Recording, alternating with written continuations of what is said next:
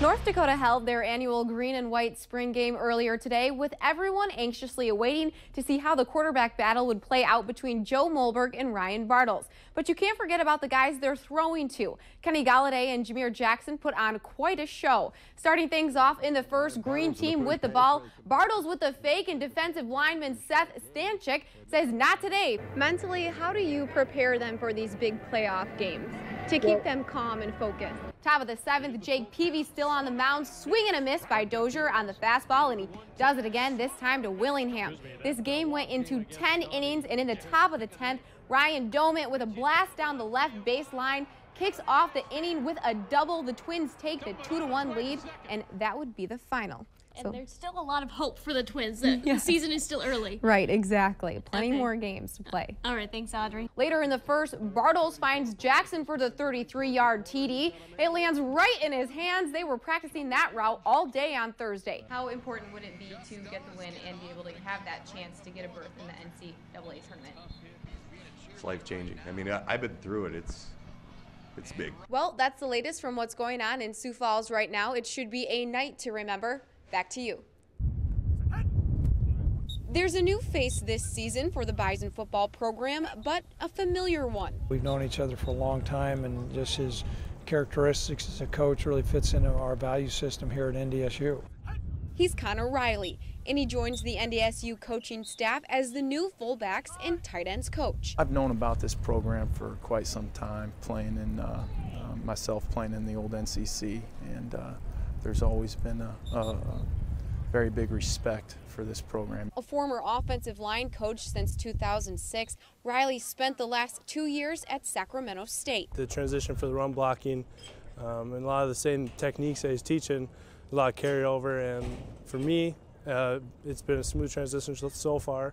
Riley replaces Tim Polasek, who took a job with Northern Illinois, and while both coaches are demanding in their teaching and how they want drills executed, there is a difference. Coach Polasek was very vocal and very upbeat and very passionate, and Coach Riley is passionate, but he comes off as a little quiet manner, and but you can still understand when he means a little more emphasis on something. Biggest thing is having high expectation level for these young men.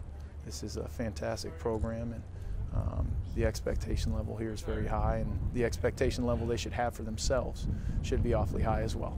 And while it might not seem as though Riley has Polasek's intensity, Coach Bull believes this new face is the right guy for the job. His value systems really align well with where we're at, and so we're excited about having him part of our coaching staff. For Valley News Live Sports, I'm Audrey Dahlgren.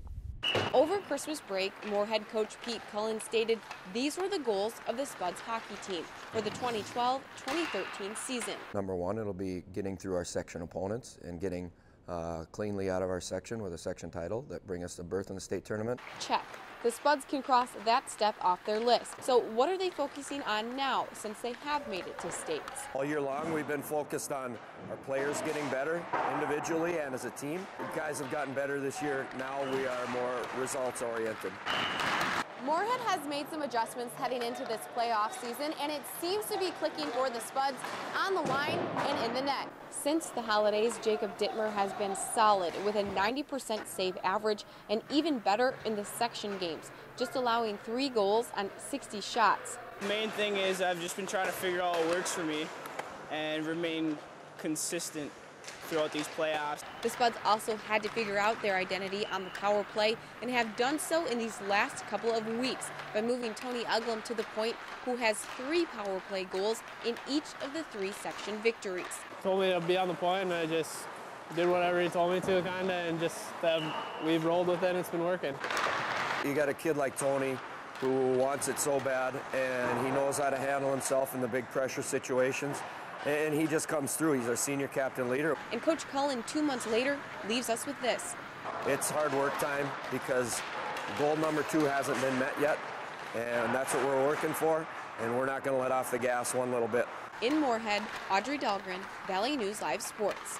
The Fargo Force fell 1 goal short to Waterloo in Game 2 at Shields on Friday night, which evened up the series with the Blackhawks heading into Game 3 today. Plain and simple, head coach John Marks said it himself, the Force just needed to win. I'd say the day overall went to junior cornerback Zach Colvin, who broke up several passes and had a 45-yard interception that landed him in not only the end zone, but caught the attention of head coach Craig Bohl. NDSU's official green and gold spring game is next Saturday. And coming up later in sports, the NDSU softball team knocks down an undefeated Summit League opponent. Highlights of that game as well as some baseball. That's after the break.